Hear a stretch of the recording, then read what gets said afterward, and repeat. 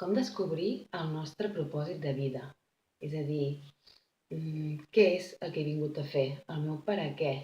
Què és allò que em realitzarà? Què és allò que em farà sentir bé? És una cosa que ens plantegem quan hem d'escollir què estudiarem, no? El que passa que és un moment en què ens falta molta informació i quan algú doncs, no està bé a la seva feina, vol deixar la seva feina, ha passat doncs, uns anys o un temps dedicat a la maternitat i després diu, va, doncs vaig a plantejar-me què vull fer, no? Què és el que m'agrada, què és el que m'apassiona, però anant més enllà del que m'apassiona, tenim el propòsit, no? Que és, doncs, com us deia, allò que em realitza, allò que explica el meu per a què i que coincideix amb qui jo sóc, amb els meus talents, amb les meves fortaleses, etc. És a dir, en primer lloc, si estàs buscant el teu propòsit, si estàs pensant en vull dedicar la meva vida a alguna cosa i no sé què és el que la vull dedicar, no? Doncs primer de tot, el teu propòsit està directament relacionat amb el teu talent.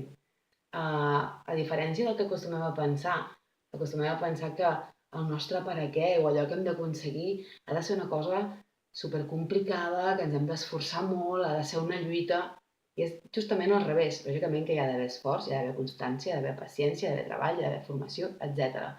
Però el nostre propòsit, que està relacionat amb el nostre talent, és allò que a mi ja em surt de forma innata, de forma natural.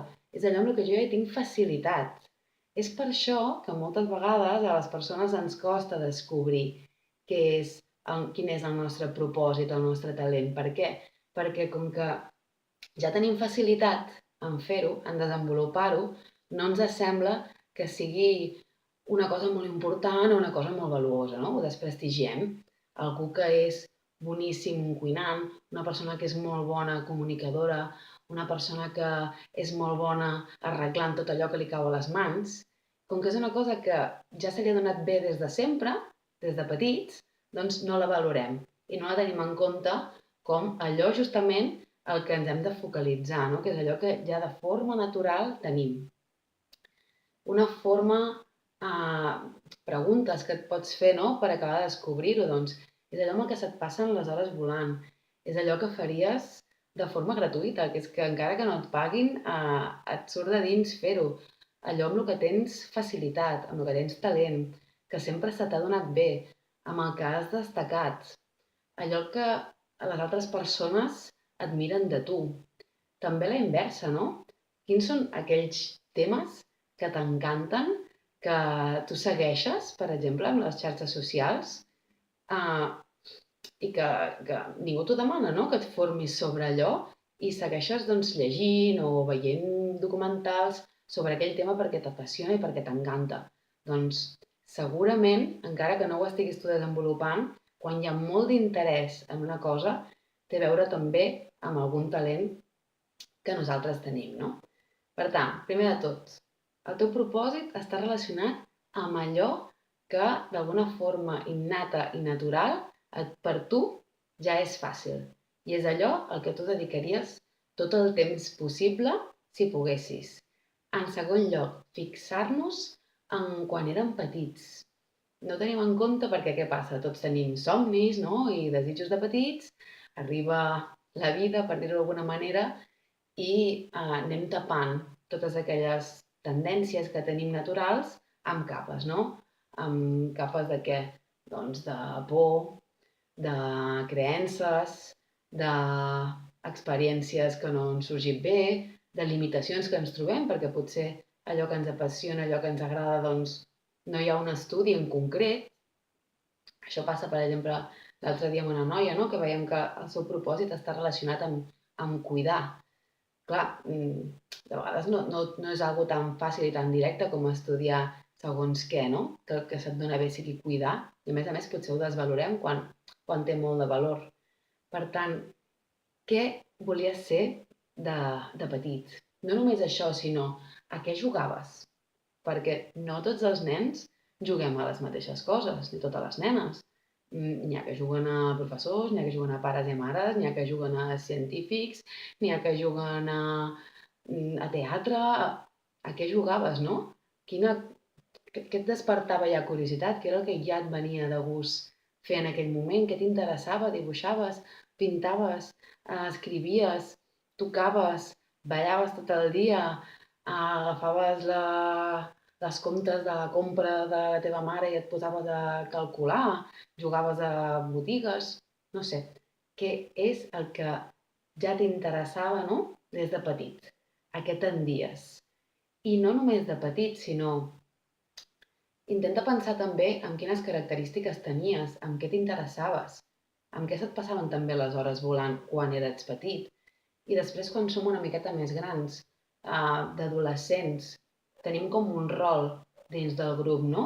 Eres el que solucionava els problemes, eres el que muntaves els plans, eres el que feia riure tots, eres el que estava més callat i era més introvertit i feia les seves reflexions més solitari. Quin era el teu paper, no? En què destacaves, en què et diferenciaves? Una tercera cosa que ens podem fixar, perquè amb el propòsit, com que quan trobem el propòsit estem alineats, és a dir, és el que jo porto dintre, la meva essència, el meu talent, ho desenvolupo i a la vegada a més de que ho desenvolupo i de que això em fa feliç i de que em realitza, aporta sempre un valor als altres. Perquè és pur, és simplement allò que jo tinc, aquella passió, allò que jo sento i ho ofereixo d'alguna manera al món, no? Per tant, una altra manera de veure-ho és preguntar-te què aportes tu als altres. Què és el que destaca de tu? Què fa que els altres vulguin de la teva companyia? Què t'agradaria aportar?